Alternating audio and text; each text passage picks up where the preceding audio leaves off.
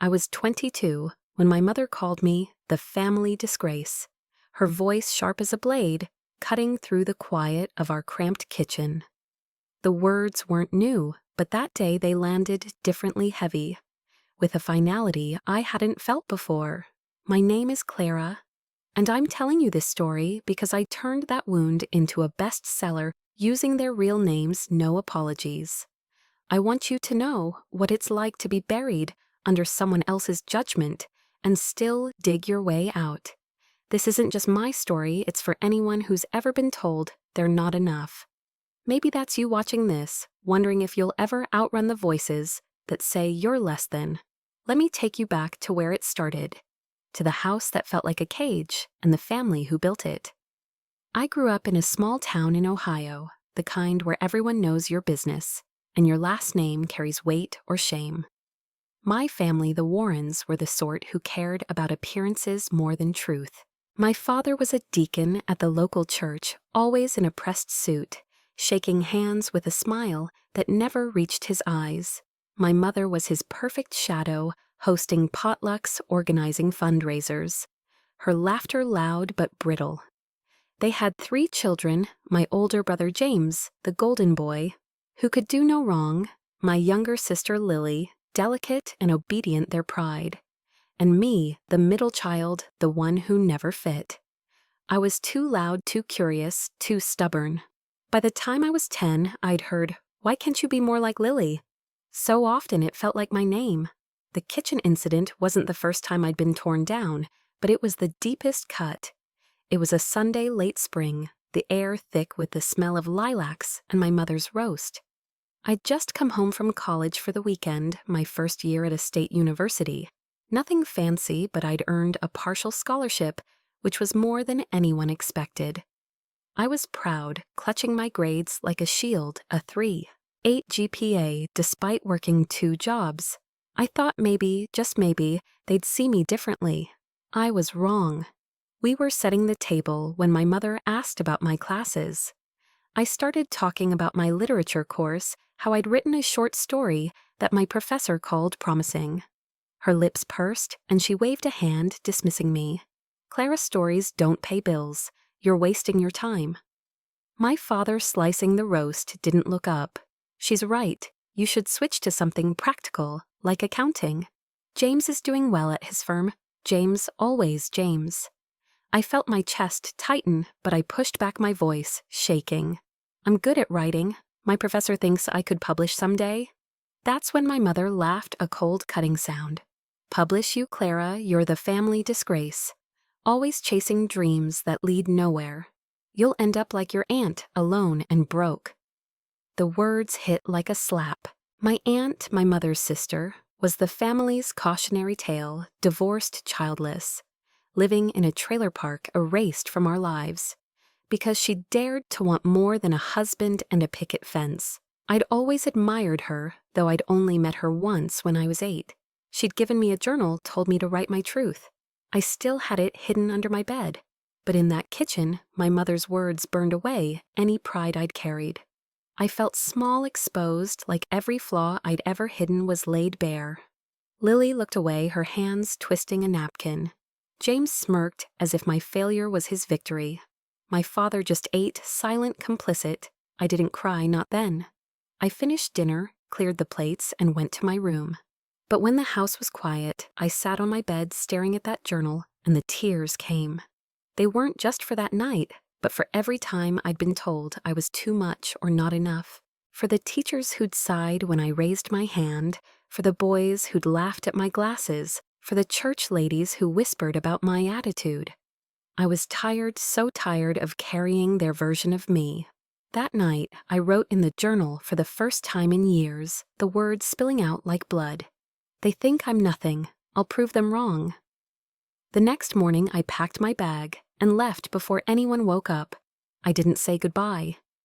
Back at college, I threw myself into my classes, but the wound festered.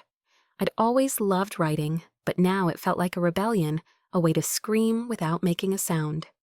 My literature professor, Dr. Elise, noticed. She was a woman in her 50s, sharp-eyed and unapologetic, the kind who could silence a room with a look. One day after class, she asked me to stay. "Your stories have fire, Clara," she said, tapping my latest assignment. "But they're holding back. What's stopping you? I didn't know how to answer. How do you explain a lifetime of being told you're not enough?" She leaned forward, her voice soft but firm. "Write the truth, even if it hurts, especially if it hurts." Her words stayed with me, like a match waiting to be struck.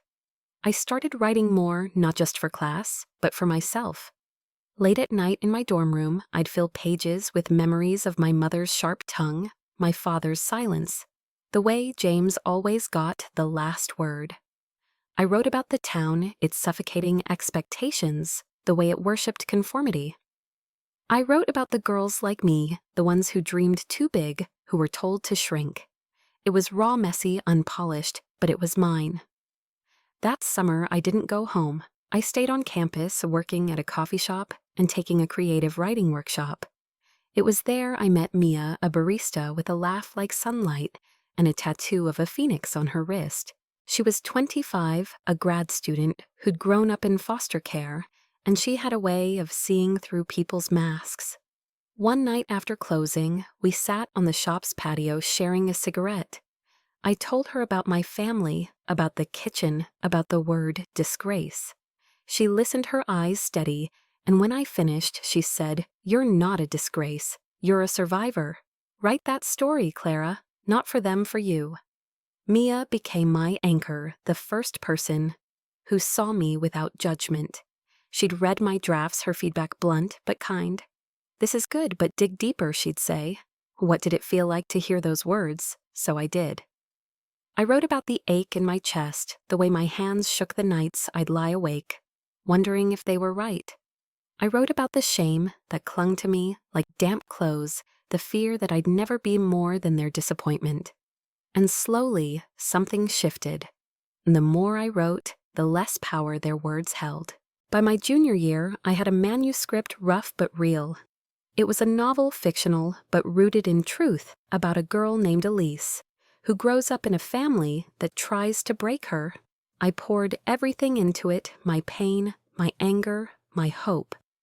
Dr. Ellis read it and told me to submit it to a campus writing contest.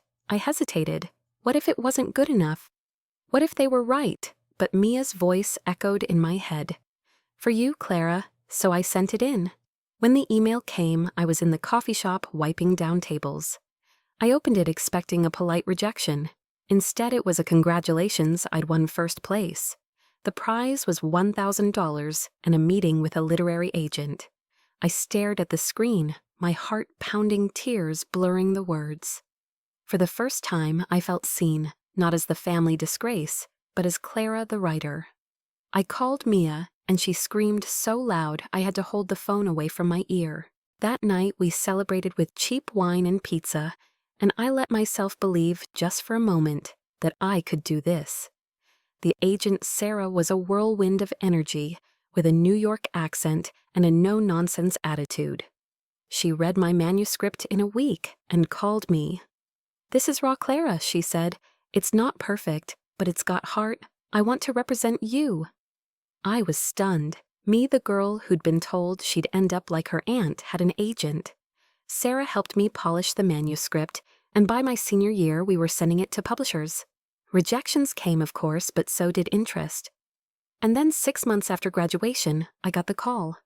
A small but respected press wanted to publish my book. I should have been overjoyed, but as the publication date neared, fear crept in. I'd used their real names, my mother, my father, James Lilly. Not out of spite, but because it was the truth. This was my story, and I wasn't going to hide it. But what would they say? Would they hate me? Would they try to stop me? I confided in Mia, and she took my hands, her eyes fierce. "You're not writing to hurt them. You're writing to heal yourself.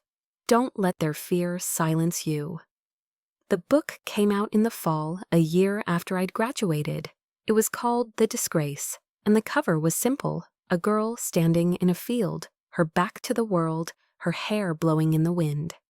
I held the first copy in my hands, my name on the spine, and I cried, not from sadness, but from pride.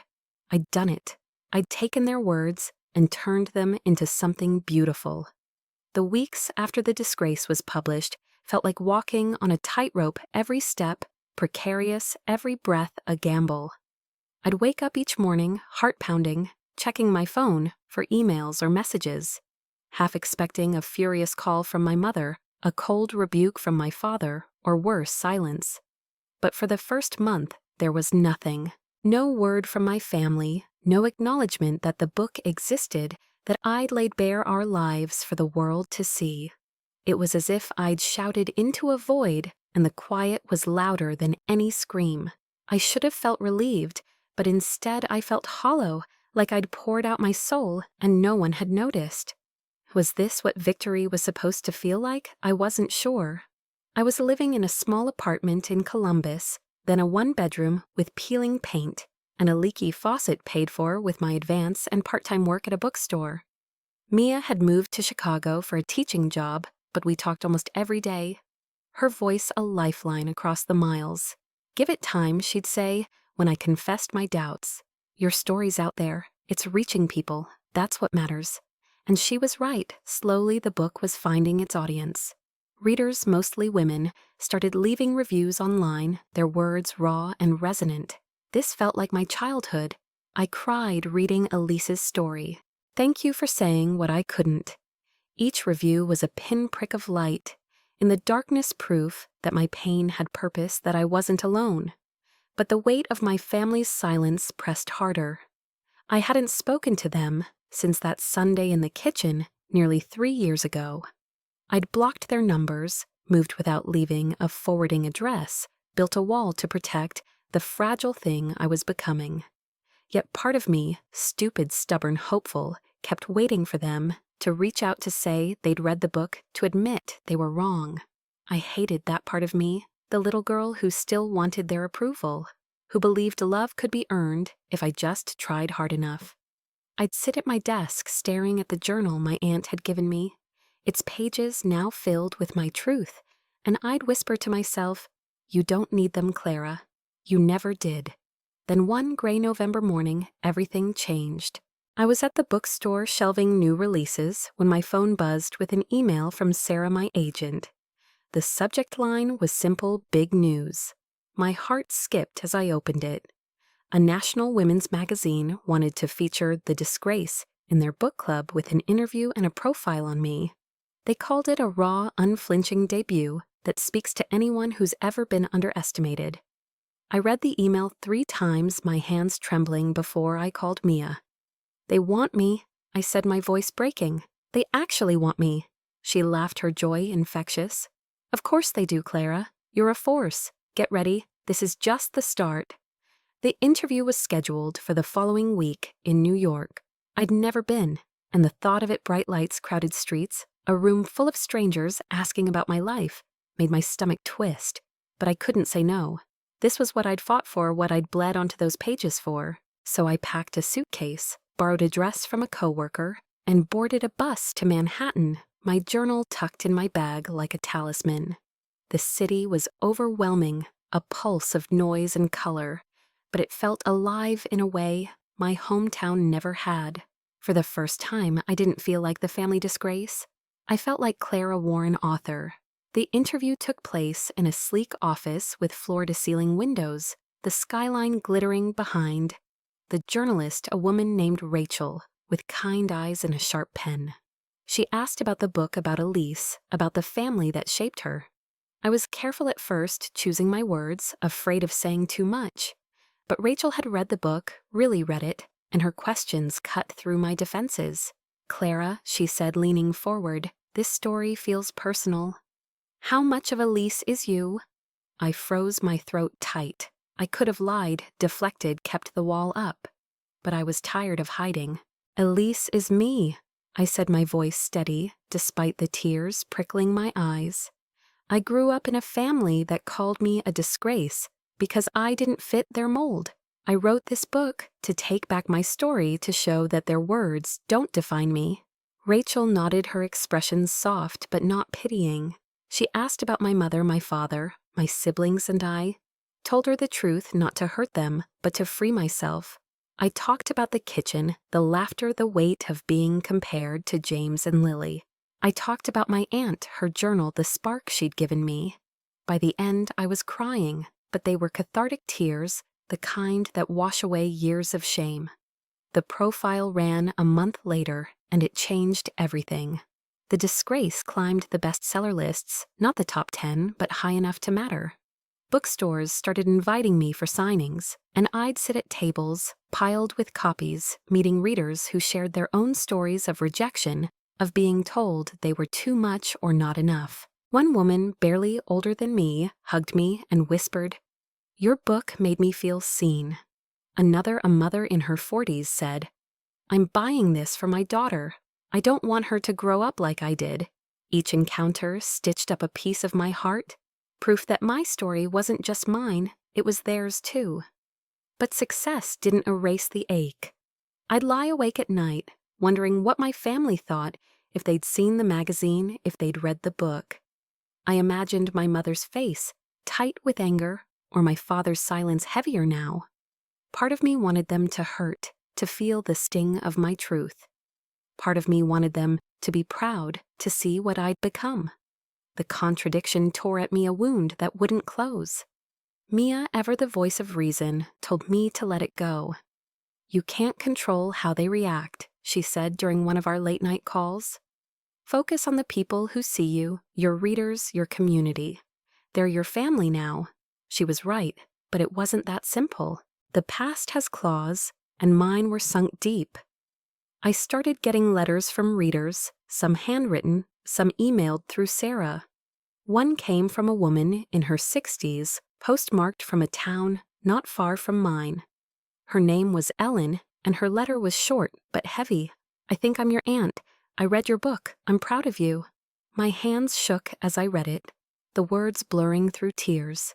My aunt, the one they'd erased, had found me. She included a phone number, and I stared at it, for days too scared to call. What if it was a mistake? What if she wasn't who I hoped? I finally dialed the number on a snowy evening, curled up on my couch with a mug of tea. Her voice was warm-weathered, like she'd lived 1,000 lives. "Clara," she said, and the way she said my name felt like a home I'd never known. We talked for hours about her life, her divorce, the way my mother had cut her off. She'd read The Disgrace in one sitting, recognized the echoes of our family, and cried for the girl I'd been. "You're stronger than I was," she said. "You took their poison and made it art." I told her about the journal, how it had saved me, and she laughed, a sound full of pride. "I knew you were special even then." Meeting Ellen, even over the phone, was like finding a piece of myself I'd lost. She wasn't perfect, life had worn her down, left her with regrets, but she was real, unafraid to own her mistakes. She told me she'd wanted to reach out years ago, but didn't know how. Didn't think I'd want her. "I want you," now I said, and I meant it. We made plans to meet in the spring when the roads were clear, and I could drive to her. For the first time, I felt like I had family, not the one I was born into, but the one I was choosing. The book's success kept growing, a slow but steady wave. I was invited to speak at a literary festival, my first big stage in front of hundreds of people. I was terrified, my palms sweaty, as I stood at the podium, but I looked out at the crowd, women mostly. Their faces open, waiting, and I felt a surge of courage. I told my story, not just the book, but the truth behind it, the girl who'd been called a disgrace and refused to believe it. The applause was deafening, but what stayed with me were the women who came up after sharing their own wounds, their own triumphs. One gave me a bracelet woven with blue thread and said, "Wear this when you need to remember you're enough." I still have it tucked in my jewelry box, a reminder of that day.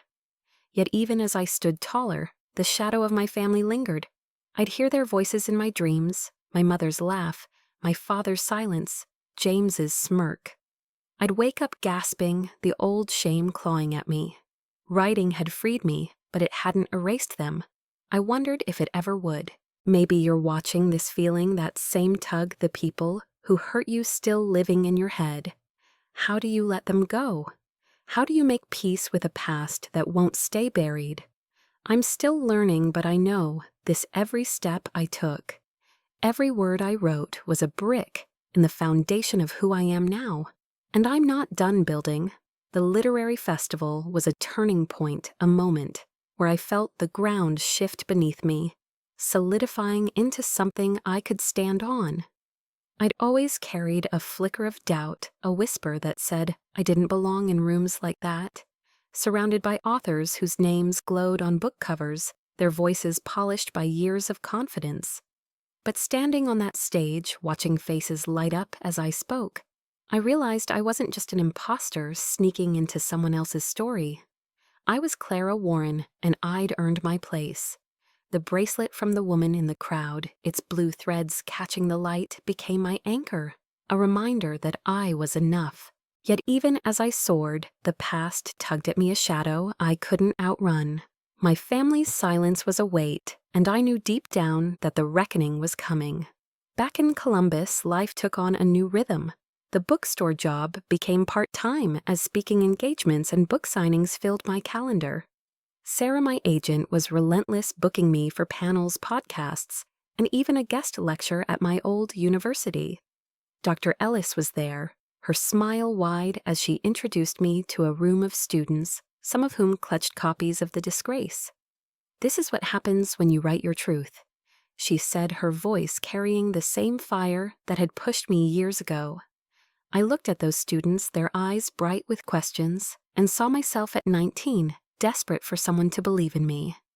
I told them what I wished I'd known then. Your story matters, even if it scares you, especially if it scares you. The lecture was a high, but the lows came too often at night when the world was quiet. I'd scroll through social media reading messages from readers, their words a balm for old wounds. But sometimes I'd stumble across a comment that stung. "She's just exploiting her family for fame. Bet she made it all up." They were rare, but they hit hard, echoing the voices. I'd grown up with my mother's laugh, my father's dismissal. I'd close my laptop, curl up on my couch, and fight the urge to call Ellen to hear her say I wasn't wrong for telling my truth. Instead, I'd open my journal and write, pouring the doubt onto the page until it lost its power. Writing wasn't just my craft anymore, it was my armor. Ellen and I had been talking regularly since that first call, our conversations, a bridge across the years my family had stolen from us. She lived in a small house an hour from my hometown, surrounded by wildflowers and bookshelves stuffed with novels. She'd never stopped reading, she told me, even when life tried to break her. "Books kept me sane," she said once, her voice soft. "And now yours is on my shelf." The thought of the Disgrace in her hands, its pages worn from her touch, made my chest ache with gratitude. We planned my visit for April when the snow would be gone, and I could see the life she'd built despite everything. As winter thawed into spring, the Disgrace kept climbing, fueled by the magazine profile and word of mouth. It hit the extended bestseller list, a milestone Sarah celebrated, with a bottle of champagne mailed to my apartment. I drank it alone, toasting to the girl who'd sat in that kitchen, swallowing her pain. But success brought new pressures. Reporters started asking for more interviews, and some dug deeper, wanting details I wasn't ready to share. One asked if I'd heard from my family if they'd tried to sue. I laughed it off, but the question lingered a splinter under my skin. What if they did? What if they showed up, demanding? I take it back, I pushed the thought away, focusing on the work signings talks. A second book Sarah was already nudging me to start. Then in March, I got an email that stopped me cold. It was from Lily, my younger sister, sent through Sarah's office. The subject was blank, and the message was short. "Clara, I read your book. Can we talk, please?" My heart pounded as I read it, the words blurring. Lily, the quiet one, the perfect daughter, who'd never stood up for me, who'd looked away when our mother called me a disgrace. Why now? What did she want? I sat at my kitchen table, the email open on my laptop, and felt a storm of emotions, anger, curiosity, a flicker of hope I didn't trust. I called Mia, reading her the message, my voice shaking. "What do I do?" I asked. She was quiet for a moment, then said, "Hear her out, but protect yourself. You don't owe her anything." I waited 3 days before replying my response, brief. "Okay, name a time and place." Lily suggested a coffee shop in our hometown neutral ground the following weekend. I agreed, but as the day approached, dread settled in my bones. I hadn't been back since I'd left at 19, hadn't seen the streets that held so many memories of being small unseen. The night before, I couldn't sleep, my mind replaying every moment with Lily. Her silence, her compliance, the way she'd been their pride, while I was their shame. What could she possibly say now? The coffee shop was small, with mismatched chairs, and the smell of burnt espresso. I arrived early, clutching my journal, my fingers tracing its worn cover for courage. Lily walked in 10 minutes later, her hair longer, but her face the same delicate hesitant. She was 20 now, a junior at a local college, still living at home. She sat across from me, her hands twisting a napkin, just like that day in the kitchen. "Clara," she said, her voice soft. "I'm sorry." The words hit like a wave, unexpected, disorienting. I waited, letting her fill the silence. She told me she'd read The Disgrace in secret, hiding it from our parents. It made me see things differently, she said, her eyes wet. "I didn't realize how much they hurt you. I should have said something, done something." I wanted to believe her, but anger flared sharp and hot. "You were there, Lily," I said, my voice low. "You saw it. You let them tear me apart." She flinched, tears spilling, but she didn't look away. "I know," she whispered. "I was scared. I didn't know how to stand up to them. I'm trying now." We talked for an hour, the conversation raw, jagged. She told me our parents had read the book, though they wouldn't admit it. My mother was furious, calling it a betrayal. My father was silent as always. James had dismissed it as exaggerated nonsense. But Lily said she saw me in those pages, the sister she'd lost, and it broke her. "I don't want to lose you forever," she said. I didn't know what to say. Part of me wanted to hug her to rebuild what we'd had as kids. Before the world divided us, part of me wanted to walk away, to protect the life I'd built without her. I left the coffee shop with her number, promising to think about it, but my heart was a tangle of hope and hurt. Driving back to Columbus, I felt the weight of that meeting, the way it stirred up old wounds. But I also felt something new, clarity. Lily's apology, however late, was proof that my story had power, that it could reach even those who'd stood by while I suffered. I called Ellen that night, telling her about Lily, about the coffee shop. "You're stronger than I ever was," she said again, but this time I believed her. I wasn't just surviving anymore. I was shaping my own narrative, one word, one choice at a time. The next month, I was invited to a women's conference in Chicago, a keynote address to 1,000 people. Mia met me there, her phoenix tattoo peeking out from her sleeve as she hugged me tight. "You're a rock star," she said, and I laughed, feeling lighter than I had in years. The speech was about resilience, about turning pain into purpose. I told the audience about the kitchen, about the word disgrace, about the journal that saved me. I talked about Lily not by name, but as a reminder that sometimes apologies come late, and that's okay. The crowd stood when I finished their applause, a roar that drowned out the old voices in my head. Afterward, I signed books for hours, my hand cramping, but my heart full. A young woman, maybe 18, approached her copy of The Disgrace dog-eared. "My mom says I'll never amount to anything," she said, her voice small, "but your book makes me think I can." I took her hand, looked her in the eyes, and said, "You can. You will. Don't let her words define you." She nodded, tears falling, and I felt a surge of purpose. This was why I'd written the book. Why I kept telling my story, for her, for me, for every girl carrying someone else's shame. Back at my hotel, I opened my journal and wrote about the conference, about Lily, about the girl at the signing. I wrote about the bracelet still in my jewelry box and the way it reminded me to keep going. The past wasn't gone, but it was losing its grip. I was building something new, something mine. Have you ever had a moment where you realized you were stronger than you thought? where you saw your own power even through the pain I hope you have, or I hope you will. Because you're still here, and that's the first step to rewriting your story. The Chicago conference left me buzzing like I'd tapped into a current that ran deeper than myself. For days, I carried the memory of that standing ovation, the faces of women who saw themselves in my story, the girl who'd clutched the disgrace like a lifeline.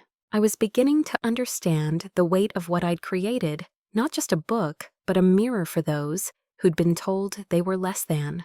Back in Columbus, I walked taller, my steps surer, as if the ground itself had decided to hold me up. But the past, stubborn as ever, wasn't done with me. It waited quiet and coiled, ready to strike when I least expected it. I was 25 now, and life was a whirlwind of deadlines and dreams. Sarah had me working on a second book, a novel about a woman rebuilding herself after betrayal.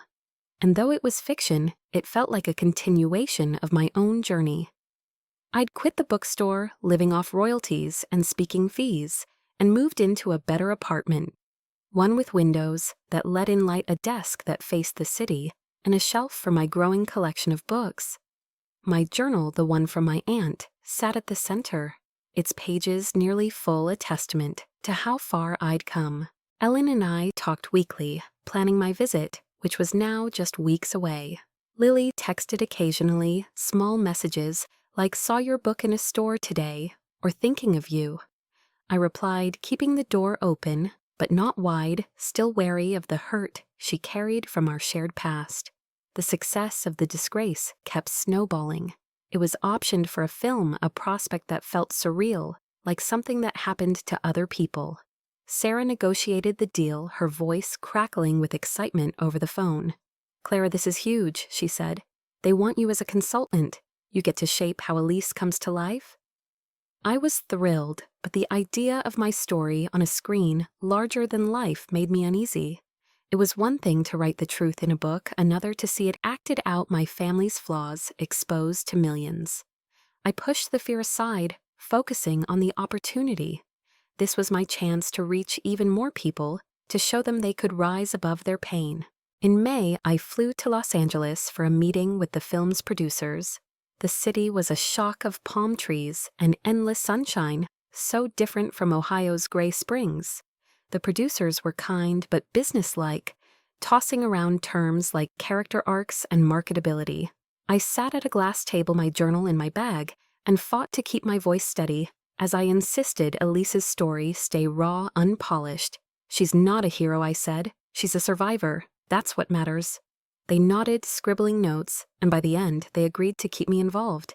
I left the meeting feeling like I'd won a small battle, like I'd protected the heart of my story.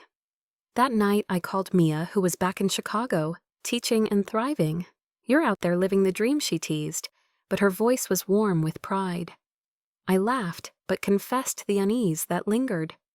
"What if it's too much?" I asked. "What if putting this on a screen makes my family come after me?" She was quiet for a moment, then said, "Let them come. You're not that girl in the kitchen anymore. You've got an army of readers behind you." Her words settled me, a reminder that I wasn't alone. I hung up, opened my journal, and wrote about LA, about the fear and the fight, about the woman I was becoming. The trip to Ellen's came a week later, and it was everything I'd hoped for. Her house was small, but alive with wildflowers in jars and books spilling from every surface. She hugged me tight, her arms strong, despite her age, and I felt a warmth I'd rarely known. We spent the weekend talking, cooking, walking through her garden. She showed me old photos, her as a young woman, defiant and smiling before my mother's judgment drove her away. "I see you in her," Ellen said, touching my cheek. "You've got her fire." I gave her a new journal, one I'd bought for her, and told her to write her own story. "It's never too late," I said, and she smiled, tears in her eyes. Ellen's pride in me was a balm, but it also sharpened the absence of my parents, of James, of the family I'd been born into. I didn't tell Ellen about Lily's texts, not wanting to stir up old wounds, but I thought about them as I drove back to Columbus. Lily's apology had cracked something open, a possibility I wasn't ready to trust. I wanted to believe she could change, that we could be sisters again, but the memory of her silence in that kitchen held me back. I wrote about it in my journal, the push and pull of forgiveness, the way love and hurt can live in the same breath. The film deal brought more attention, and with it, more interviews. One for a major talk show was taped in New York, my first time on national TV. I was terrified, my hands clammy, as I sat in the green room, the bracelet from the festival, tucked in my pocket for luck.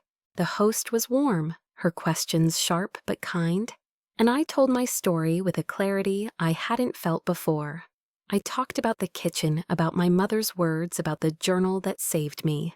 I talked about the readers who'd become my community, the women who saw themselves in Elise. The audience applauded, and I felt a surge of pride, not just for myself, but for every person who'd ever been told they weren't enough. The episode aired a month later, and my inbox flooded with messages. Readers, strangers, even a few old classmates from high school. Most were supportive, but one stood out, forwarded by Sarah. It was from my mother. No subject, just a single line. "You've humiliated us. How could you?" My heart sank, the old shame rising like bile. I stared at the email, my hands shaking, and for a moment I was 19. Again small and powerless, but then I closed my laptop, took a deep breath, and called Ellen. "She's wrong," Ellen said, her voice fierce. "You told your truth. That's not humiliation, it's courage." I didn't reply to my mother, but her words lingered, a reminder that some wounds never fully heal. I threw myself into work, traveling for signings, speaking. At colleges, meeting readers who shared their own stories. At a university in Seattle, a professor invited me to start a scholarship in my name, funded by the English department for students who'd faced adversity. I was stunned, tears pricking my eyes as I signed the paperwork, the Clara Warren Scholarship. It felt like a legacy, a way to give back what I'd been given. I thought of Dr. Ellis, of Mia, of Ellen, of the women who'd carried me here. The scholarship announcement went viral, shared across social media, with my story attached. It was a moment of triumph, but it also brought my family back into focus. Lily texted me, congratulating me, saying she was proud. I thanked her but kept my distance, still unsure. Then, at a signing in Cleveland, a woman approached, her face, familiar but older, worn. It was my high school English teacher, Mrs. Carter, who'd once told me my writing was too emotional. She held a copy of The Disgrace, her eyes soft. "I was wrong about you, Clara," she said. "You've done something extraordinary." I thanked her, my voice thick, and realized how much those small validations mattered even now. As summer faded, I was invited to a gala in New York, a fundraiser for literacy programs. I wore a dress I'd bought myself, the bracelet on my wrist, and walked into a room of authors, activists, and donors.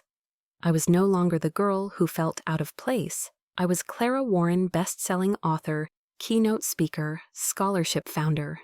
I gave a speech about the power of stories, about how they save us, connect us, remake us. The room stood their applause, a wave that carried me higher than I'd ever been. But late that night, alone in my hotel, I opened my journal and wrote about my mother's email, about Lily's texts, about the scholarship and the gala. I wrote about the bracelet, its blue threads, a symbol of the community I'd found. I was winning not just in the world, but inside myself, where the battles mattered most. Yet I knew the past wasn't done with me. Maybe you're watching this carrying your own scars, wondering if you'll ever outrun them. I'm here to tell you, you don't have to outrun them. You just have to keep moving, one step, one word, one truth at a time. What's the truth you're ready to tell? Who's waiting to hear it? The gala in New York was a pinnacle, a moment where I felt the world shift to make room for me. Standing in that glittering room, surrounded by people who celebrated stories, I wasn't the girl from the kitchen anymore, trembling under my mother's words. I was Clara Warren, author, speaker, survivor, and for the first time, I believed I belonged. The bracelet on my wrist, its blue threads catching the light, was a quiet reminder of the community that had lifted me here, readers Mia Ellen, even Lily's hesitant steps toward reconciliation. But the past is a stubborn guest, and my mother's email, "You've humiliated us," sat like a stone in my chest. I knew as I flew back to Columbus that the story wasn't over. The truth I'd written had wings, and it was carrying me toward a collision I couldn't avoid. Fall brought a new rhythm, one of momentum and purpose. The Clara Warren Scholarship was now funding its first recipient, a young woman named Aisha, who'd grown up in foster care and written an essay about her dreams of becoming a poet. When I met her at the university in Seattle, her eyes shone with a fire. I recognized a mix of defiance and hope. "Your book showed me I could keep going," she said, clutching a worn copy of The Disgrace. I hugged her, my throat tight, and realized this was my legacy. Not just the book, but the doors it opened for others. I gave her a journal, like the one Ellen had given me, and told her to fill it with her truth. "You're already enough," I said, and her smile was a mirror of my own healing. The film adaptation of The Disgrace was moving forward with casting announcements sparking buzz online. I was in regular contact with the director, a woman named Lila, who understood Elise's heart. We'd sit in video calls dissecting scenes, ensuring the story stayed raw. "This isn't just your story," Clara Lina said once. "It's every woman who's been told to shrink." Her words fueled me, but they also deepened my unease. The film would amplify my truth, putting my family's names, my mother's, my father's, James's, Lily's, on a screen for millions to see. I hadn't changed their names because this was my story, and I refused to hide it. But now, with the stakes higher, I wondered what price I'd pay. Sarah kept my schedule packed, booking me for festivals' keynotes and a book tour for the paperback release of The Disgrace. I traveled to cities I'd only dreamed of: Boston, Atlanta, San Francisco, meeting readers whose stories echoed mine. In a bookstore in Denver, a woman in her 30s told me she'd left an abusive marriage after reading my book. Elise gave me courage, she said, tears in her eyes. I signed her copy, my hand shaking, and thought of my Aunt Ellen, who'd walked away from a life that tried to cage her. These moments were my fuel proof that my pain had purpose, that my words were building something bigger than myself. But the highs came with shadows. My mother's email wasn't the last I heard from my family. James sent a message through Sarah's office, a cold typed letter that arrived in October. "You've gone too far, Clara," it read. "This book is a lie, and you're dragging our name through the mud. Stop this or we'll make you." The threat was vague but sharp, and it sent a chill through me. I showed it to Mia during a weekend visit to Chicago, where we sat in her tiny apartment sipping coffee. "He's scared," she said, her eyes fierce. "They all are. Your truth is exposing them, and they can't handle it." She was right, but the letter shook me, stirring up the old fear that I was wrong, that I'd crossed a line. I didn't respond to James, but I called Ellen, needing her steadiness. She listened as I read the letter, her silence heavy. "They're trying to control you just like they always have," she said finally. "Don't let them. You wrote the truth, Clara. That's your power." Her words were a lifeline, but they didn't erase the dread. I started checking my locks at night, glancing over my shoulder at events, half expecting James or my parents to appear. The fear was irrational, I told myself, but it was real, a reminder that freedom comes with a cost. Lily's texts continued, small olive branches I didn't know how to hold. She'd send photos of her college campus updates about her classes once, even a picture of The Disgrace on her bookshelf. "I'm reading it again," she wrote. "I see you differently now." I wanted to believe her, but trust was a fragile thing, and her silence in our childhood still stung. I replied politely, keeping the door cracked but not open. During a call with Ellen, I mentioned Lily's efforts, and she sighed. "She's young, Clara," she said. "She was raised in their world just like you. Maybe she's waking up." I nodded, though she couldn't see me, and wondered if I could ever let Lily back in. In November, I was invited to speak at a National Writers' Conference in Washington, D.C., a prestigious event with thousands of attendees. It was my biggest stage yet, and I prepared for weeks crafting a speech about the power of vulnerability. about how our scars make our stories. The night before, I sat in my hotel room, the bracelet on my wrist, and read through my journal, tracing the journey from that kitchen to this moment. I thought of Aisha, of the woman in Denver, of every reader who'd seen themselves in Elise. I thought of Ellen who'd called me her fire, and Mia who'd called me a rock star. I was ready. The speech was electric. I stood on a stage bathed in light, my voice steady, as I told the story of the disgrace, not just the book, but the girl who wrote it, the one called a disgrace, who refused to believe it. I talked about the journal, about the women who'd lifted me, about the scholarship and the film. I talked about the cost of truth, the threats and the fear, but also the freedom it brought. Your story is your power, I said. Don't let anyone take it from you. The crowd rose their applause, a thunder that shook the room, and I felt invincible, like I'd finally outrun the shadows. Afterward, I signed books for hours, my hand cramping but my heart full. A young man approached, maybe 20, holding a copy of The Disgrace. My sister gave me this, he said. She said it helped her understand what she went through. Thank you. His words hit me hard, a reminder that my story wasn't just for women. It was for anyone who'd been broken and kept going. I signed his book, my eyes stinging, and thought of Lily, of the brother she might have been if James had ever cared to listen. The conference brought more opportunities, a guest spot on a podcast with millions of listeners, an invitation to teach a writing workshop in the spring. Sarah was thrilled, talking about a multi-book deal. But I was focused on the present, on the people my words were reaching. I started a newsletter sharing updates about the film and the scholarship, and readers responded with stories of their own, a chorus of voices that felt like family. I was building something, not just a career, but a community, a space where no one had to feel like a disgrace. Yet the threat from James lingered a dark cloud on the horizon. I hired a lawyer just in case and kept screenshots of his letter, my mother's email, every piece of evidence that they'd tried to silence me. I didn't want to fight, but I was ready for one.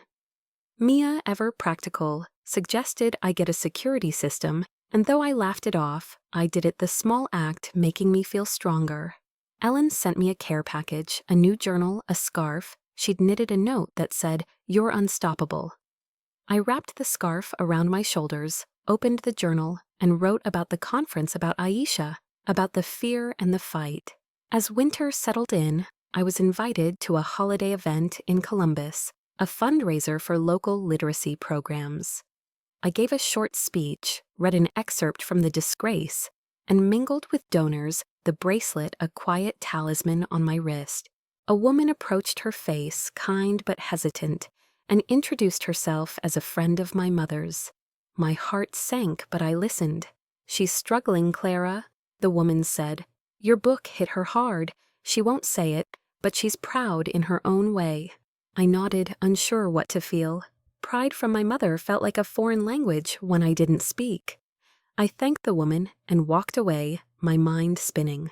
That night, I sat with my journal, writing about the fundraiser, about my mother's friend, about the scholarship and the film. I wrote about Lily's texts, James's threat, Ellen's scarf. I was winning not just in the world, but in the quiet spaces of my heart, where I'd once felt so small. But the collision was coming, I could feel it, and I wasn't sure what it would cost me. Have you ever stood at the edge of your own truth, knowing it might break something you can't fix? What did you choose? I'm still choosing every day. And I hope you are too. Like a riddle, I couldn't solve a language I'd never learned. I thanked the woman, my voice polite but distant, and walked away, the bracelet on my wrist grounding me as my thoughts churned.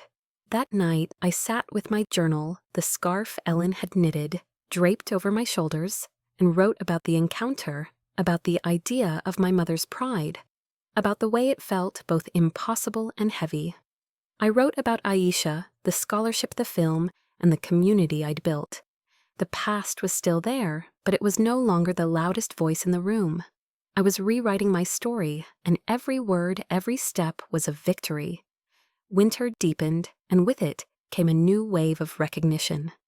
The Disgrace was shortlisted, for a National Book Award, a shock that left me breathless when Sarah called with the news. "Clara, you're in the big leagues now," she said, her New York accent thick with excitement. The ceremony was set for February in Los Angeles, and the idea of walking a red carpet, my name alongside literary giants, felt like a dream I hadn't dared to dream. I called Mia, who screamed so loud I had to pull the phone away, and Ellen, who cried and said I knew you were special even when you were 8. Lily texted a simple, "Congrats, Clara. I'm so proud," and for the first time her words didn't sting. I replied with a thank you, still cautious but softening like ice, melting at the edges. The award nomination brought more interviews, more eyes on my story. A major newspaper ran a feature calling the Disgrace a rallying cry for the underestimated, and I was invited to speak at a university in London, my first international event. The trip was a blur of jet lag and wonder, the city's ancient streets a stark contrast to my Ohio roots. I stood in a lecture hall, the bracelet on my wrist, and told a room of students about the kitchen, the journal, the women who'd saved me. "Your pain is your power," I said, my voice steady. "Don't let anyone tell you it's a weakness." The applause was warm, and a professor approached, afterward offering to translate The Disgrace into Spanish. I nodded, stunned, realizing my story was crossing borders, reaching hearts I'd never imagined. But the spotlight also sharpened the shadows. James's letter with its vague threat haunted me, and I started getting anonymous messages online, nothing explicit, just enough to unsettle me. "You'll regret this," one said. "Liar," said another. I showed them to my lawyer, who advised me to keep records and stay vigilant. Mia, visiting for the holidays, insisted I take a self-defense class. And though I rolled my eyes, I went feeling a strange mix of empowerment and paranoia. Ellen sent me a letter, her handwriting steady. "They're scared of you, Clara. Keep shining." I pinned it to my fridge next to a photo of Aisha holding her scholarship certificate and told myself I was stronger than their fear. The film's production was ramping up with filming, set to start in the spring. I flew to LA for a script read through sitting in a room with actors who brought Elise and her family to life. Watching them speak my words, their voices raw with emotion, was surreal, like seeing my heart laid bare. Lina, the director, pulled me aside after her eyes bright. "This is going to change lives, Clara," she said, "just like your book did."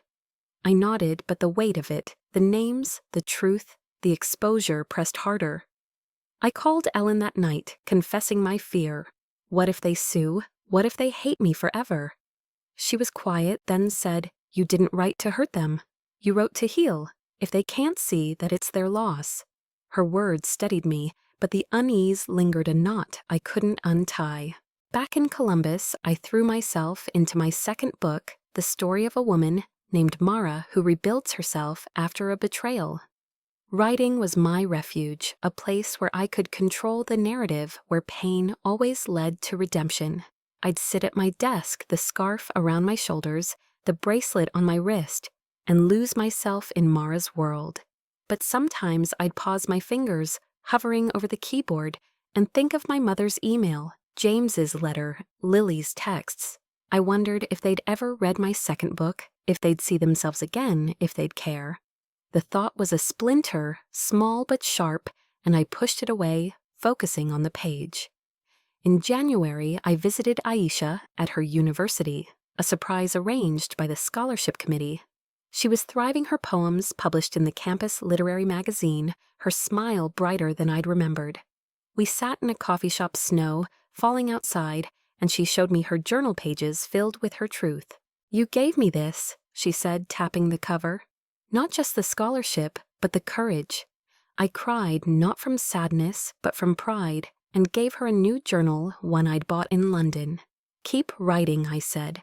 "The world needs your voice." Driving back, I felt a clarity I hadn't known before. This was my purpose, not just to tell my story, but to lift others so they could tell theirs. The book awards ceremony was a whirlwind. I wore a dress I'd chosen myself, deep blue, like the threads of my bracelet, and walked the red carpet cameras, flashing my heart pounding. I didn't win the award, went to a veteran novelist, but being there, my name in the program, was a victory. I sat in the audience, Ellen's scarf in my bag, and thought of the girl in the kitchen, the one who'd written, "I'll prove them wrong" in her journal. I'd done it not for them, but for me. Mia met me in LA after, and we celebrated with tacos and tequila, laughing until dawn. "You're unstoppable," she said, echoing Ellen's note, and I believed her. But the collision I'd feared was closer now. A week after the ceremony, Sarah forwarded an email from a lawyer representing my parents and James. It was a cease and desist letter claiming the disgrace was defamatory, demanding I halt the film and retract the book. My stomach dropped, the old shame rising, but I called my lawyer, who was calm and confident. "They don't have a case," she said. "Your story is yours, and you told it truthfully." I showed the letter to Mia and Ellen, who both said the same thing. They're scared. I didn't reply to the letter, letting my lawyer handle it, but the threat was a weight, a reminder that my truth came with a fight. Lily texted the day I got the letter, unaware of the legal threat. "Saw you on the red carpet," she wrote. "You looked amazing." I stared at her message, torn between anger and longing. Did she know what our parents were doing? Was she part of it? I didn't ask, replying. Only with a thank you, but I wrote about it in my journal. The push and pull of family, the way love can hurt as much as it heals. I thought of Aisha, of the woman in Denver, of the readers who'd become my family. They were my strength, my proof that I wasn't alone. As spring approached, I was invited to a film festival where a teaser for The Disgrace would premiere. I flew to Austin, the bracelet on my wrist, Ellen's scarf in my bag, and sat in a theater as the lights dimmed. The teaser was short but powerful, Elise's voice, my voice ringing clear. They called me a disgrace. I called myself a survivor. The audience applauded, and I cried not from fear, but from the realization that my story was bigger than my family's threats, bigger than my own doubts. Lena hugged me after whispering, "This is just the beginning." That night, I opened my journal and wrote about the teaser, about Aisha, about the award ceremony, and the cease and desist. I wrote about Lily's texts, my mother's pride.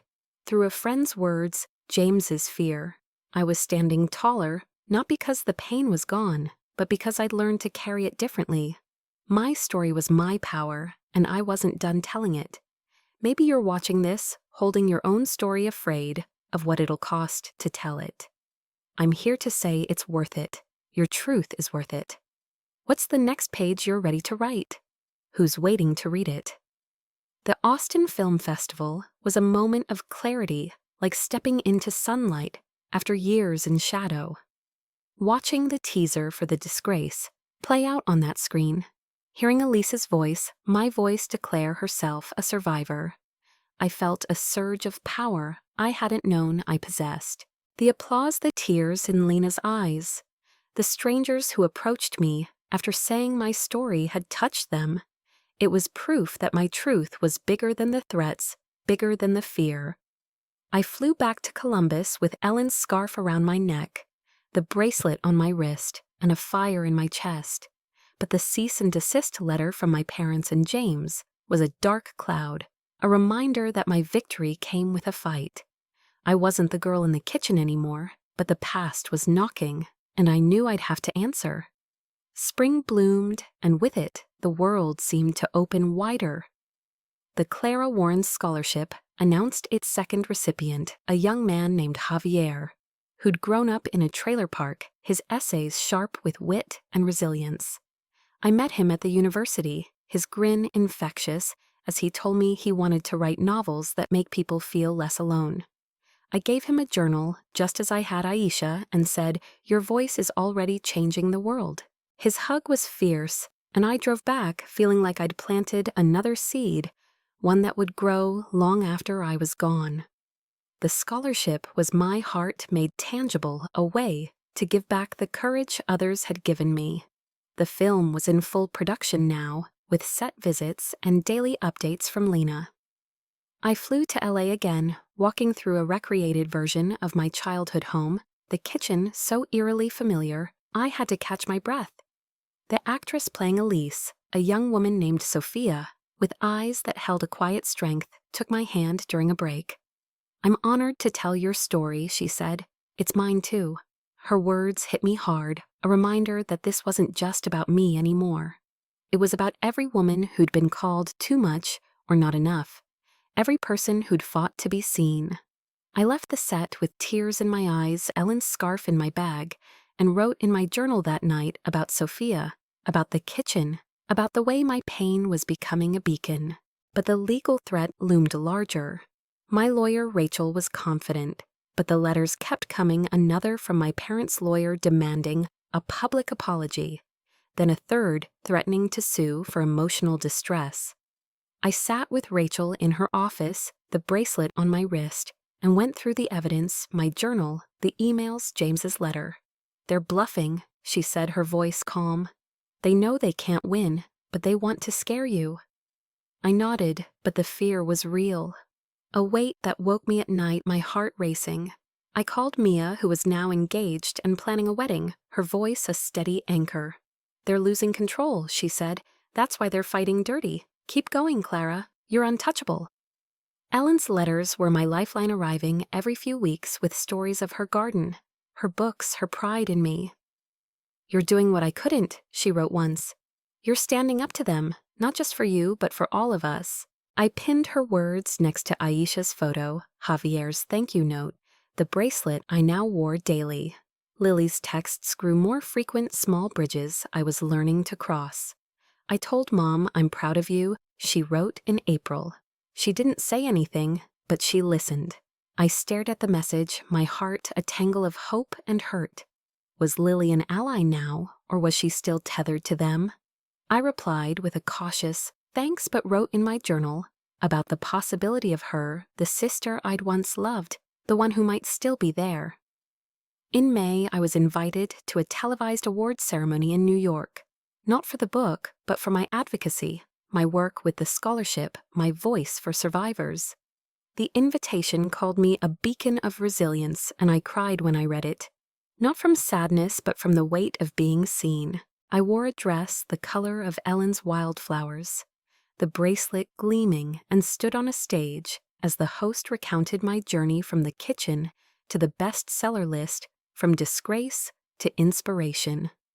The audience stood their applause, a wave that drowned out the old voices, and I spoke about the power of truth, about the women who'd lifted me, about Aisha and Javier. "Your story is your strength," I said. "Don't let anyone take it from you." The ceremony aired nationally, and the response was overwhelming. My newsletter subscribers doubled, readers sent letters, and the scholarship fund grew with donations. But it also brought my family into sharp focus. A reporter contacted Sarah, asking for comment on a statement from my parents released through their lawyer. "Clara's book is a fabrication, a betrayal of our family. We're pursuing legal action to protect our reputation." My stomach churned, the old shame rising, but Rachel was unfazed. "They're desperate," she said. "This is noise, not substance." I called Ellen, my voice shaking, and she said, "They're trying to rewrite your story. Don't let them." Mia, furious, texted, "They're embarrassing themselves. You're a legend." Then came the moment I dreaded. At a book signing in Chicago, as I signed copies of The Disgrace, and my new novel Mars Fire, a familiar figure approached. It was my mother, older now, her face tight with something I couldn't read. Anger, shame, maybe both. The room seemed to still the air, heavy, as she stood before me, clutching a copy of my book. "Clara," she said, her voice low, "you've ruined us." My heart pounded, but I met her eyes, the bracelet on my wrist. A quiet strength. I told my truth, I said, my voice steady. "If that hurts you, that's not my burden to carry." She stared at me, her lips trembling, and for a moment I thought she'd cry. Instead, she set the book on the table, unsigned, and walked away. The crowd murmured, but Mia, who'd come for the event, took my hand, whispering, "You did it. You stood your ground." I nodded, tears pricking my eyes, and kept signing my hand, shaking but my resolve firm. That night, I wrote in my journal about my mother, about the confrontation, about the way her words no longer broke me. I wrote about Sofia, Aisha, Javier, the readers who'd become my family. I was winning not because I'd hurt her, but because I'd freed myself. Lily called the next day, her voice thick with tears. I was there, she said. I saw Mom. I'm so sorry, Clara. I should have stood up for you years ago. I listened, my heart softening but still guarded. Why didn't you tell me she was coming? I asked. She was quiet, then said I didn't know. She didn't tell me. I believed her, and for the first time, I felt a bridge we might cross. I want to try Lily, I said, but it's going to take time. She agreed, and we hung up the door between us open just a little wider. The legal threats fizzled just as Rachel predicted. The lawyer sent one final letter weaker than the last, and then silence. My parents and James retreated, their bluster fading in the face of my truth. The film wrapped production, set for release the following year, and early reviews called it a gut punch of honesty.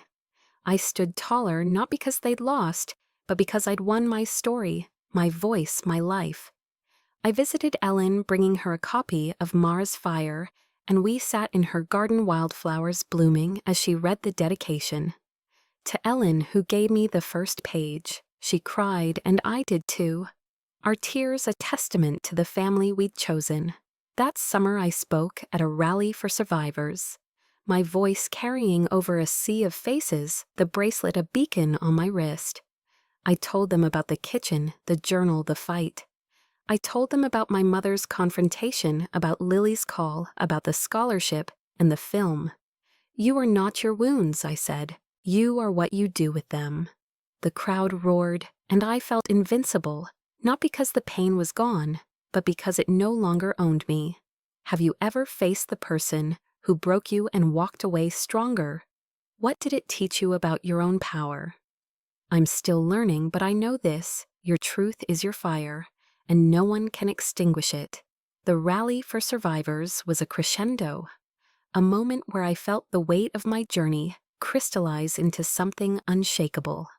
Standing before that sea of faces, my voice ringing out the bracelet on my wrist, catching the summer light, I wasn't just Clara Warren, the girl who'd been called a disgrace. I was a voice, a story, a fire that couldn't be doused. The confrontation with my mother in Chicago, Lily's tearful call, the fading legal threats, they were all part of the tapestry, threads of pain and triumph woven together. As I stepped off that stage, Ellen's scarf in my bag, I knew I'd crossed a threshold. The past would always be there, but it no longer held the pen. I was writing my future, and it was mine alone. Fall brought a quieter rhythm, a chance to breathe after years of running. Mara's Fire. My second novel was released to strong reviews, climbing the bestseller lists alongside The Disgrace. Readers saw themselves in Mara, just as they had in Elise, and their letters filled my inbox stories of leaving toxic jobs, abusive partners, suffocating families. At a signing in Boston, a woman in her 50s pressed a small hand-carved wooden bird into my hand. "It's for freedom," she said, her eyes bright. "You gave me mine." I kept the bird on my desk next to Ellen's journal, Aisha's photo, Javier's note. A reminder of the lives my words had touched. The film adaptation of The Disgrace was set to premiere in the spring, and the buzz was electric. Lina sent me early cuts, and watching Sofia embody Elise. Her defiance, her vulnerability, made my heart ache in the best way. I was invited to the premiere in Los Angeles, a red carpet event that felt like a world away from my Ohio roots. I prepared with Mia, who flew in to help me choose, a dress deep green like the forest I'd imagined Elise escaping to. "You're not just going to a premiere," Mia said, her phoenix tattoo peeking out as she adjusted my necklace. "You're claiming your story." I knotted the bracelet on my wrist, Ellen's scarf, packed in my suitcase, and felt ready. Lily and I were talking more, our conversations cautious but growing. She'd moved out of our parents' house, renting a small apartment near her college. and was studying psychology, wanting to help others heal. "I see what they did to you," she said during a call, her voice steady. "I see it in myself too." I listened, my heart opening a little wider, and told her about the premiere. "I'd love for you to come," I said, surprising myself. She hesitated, then said, "I'll be there." It was a step, not a leap, but it felt like progress, like a bridge we might both cross someday. Ellen was thriving, her garden blooming, her own journal filling with stories she'd never told. I visited her in the fall, bringing a copy of Mara's Fire and a new scarf I'd bought blue, like her wildflowers. We sat by her fireplace, reading passages to each other, laughing and crying. "You've built a life they can't touch," she said, her hand on mine. "I'm so proud." I gave her a photo of us from my last visit, framed with wildflowers pressed into the glass, and she hung it above her desk. "This is my family," she said, and I felt the truth of it, the family we'd chosen, stronger than the one I'd lost. The Clara Warren Scholarship grew, funding 3 more students that year, each with a story of resilience, each with a journal I'd given them. I met them at a ceremony in Seattle where Aisha spoke her poetry, sharp and luminous. "Clara showed me that my scars are my strength," she said, and the crowd applauded, my eyes wet with pride. Javier was there too, his novel in progress, his grin as bright as ever. I wore the bracelet, the wooden bird, in my pocket, and felt like I was part of something eternal, a cycle of lifting and being lifted. As the premiere approached, the legal threats from my parents and James vanished completely. Rachel, my lawyer, said they'd backed off their case, too weak to stand. I felt a quiet relief, but also a pang of something else. Grief, maybe, for the family they could have been. My mother's confrontation in Chicago lingered, her words. "You've ruined us," a wound that had scabbed over, but not healed. I didn't hate her, I realized, but I didn't need her either. I wrote about it in my journal, the push and pull of letting go, the way forgiveness sometimes means walking away. The premiere was a dream made real. I walked the red carpet, cameras flashing, Lily at my side, her presence a quiet anchor. Mia and Ellen were there too. Ellen in a dress she'd sewn herself, her wildflower scarf around her shoulders. The theater was packed, the air electric with anticipation. As the lights dimmed, I held Lily's hand, the bracelet on my wrist, the wooden bird in my pocket. The film was raw, unflinching, Sophia's performance, a mirror of my heart. When Elise said I called myself a survivor, the audience gasped, then cheered, and I cried, not from pain, but from the power of seeing my truth so alive. Afterward, at the reception, strangers hugged me, critics praised the film, and Lina pulled me into a fierce embrace. "We did it," she whispered. Lily stood nearby, her eyes wet, and said, "I'm so proud of you, Clara." I hugged her, feeling the bridge between us. Strengthened, not perfect, but real. Ellen took my hand, her smile radiant. "You're my fire," she said, and I felt it, to the fire that had carried me from that kitchen to this moment. Mia, ever the rock star, raised a glass and shouted, "To Clara, who proved them all wrong." The room laughed, and I did too, my heart full. The film was a hit, critically and commercially sparking conversations about family truth and resilience. It won awards, and I was invited to speak at festivals, universities, even a UN event on women's empowerment. The scholarship fund soared, and I started a foundation to support young writers, naming it after Ellen's journal, the one that had saved me. Aisha and Javier joined as ambassadors, their voices amplifying the mission. Lily began volunteering, her psychology studies shaping her work with survivors, and we grew closer, not sisters yet, but something new, something possible. I didn't hear from my parents or James again, but I didn't need to. Their silence was their choice, and I'd made mine.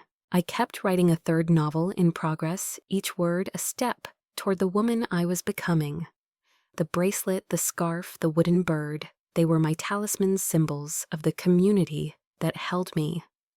I visited Ellen often, her garden my sanctuary, and we'd sit with our journals, writing side by side, our stories intertwining. One evening after a talk in New York, I stood on a rooftop, the city sparkling below, the bracelet catching the moonlight. I thought of the kitchen, of my mother's words, of the girl who'd written, "I'll prove them wrong." I'd done more than prove them wrong, I'd proven myself right. My worth didn't depend on their validation or anyone's. It was mine, hard-won, undeniable. I opened my journal and wrote a single line, "Your story is your power. Keep telling it." Then I closed it, the wooden bird in my hand, and felt the weight of my truth, light as wings. Maybe you're watching this, carrying a story you're afraid to tell, a wound you think defines you. I'm here to say it doesn't. Your worth is yours, and no one can take it. What's the story only you can tell? Who needs to hear it? Write it, speak it, live it. The world is waiting, and so am I.